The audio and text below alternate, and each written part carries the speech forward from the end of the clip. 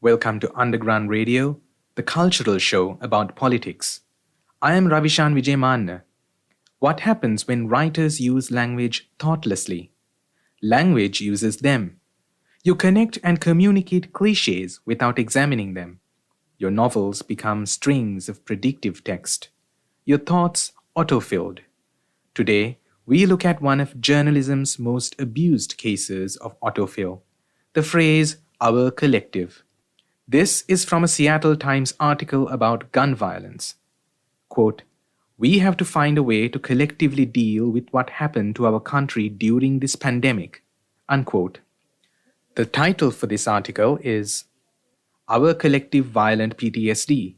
Unquote. Now try hearing them, minus the collective.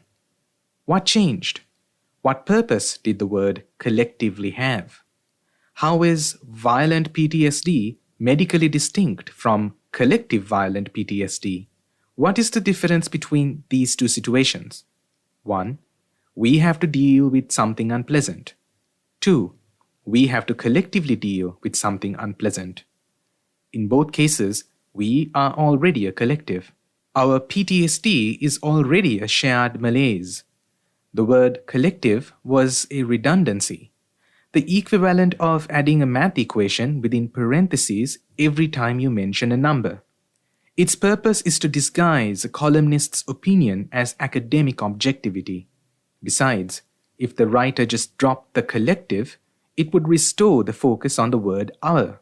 And that is the writer's message, that we all share the blame for mass shootings. Whether or not we happen to agree with that message is another matter. Take a moment and think about every time we have seen the phrase our collective in print. Our collective prayers, our collective sigh of relief, our collective sense of grief. Writers would realize the redundancy if they tried to visualize their sentences. Our lives are all we have. Our collective lives, on the other hand, is what you would call a long-drawn flash mob. Writers can tame and cage the many-headed monster that is our zeitgeist. They do so by mastering its blood, which is language. When you lose command of your words, you become one of the monster's billions of semi-conscious heads. Thank you for tuning in. You've been listening to Underground Radio. I'm Ravishan Vijaymanna.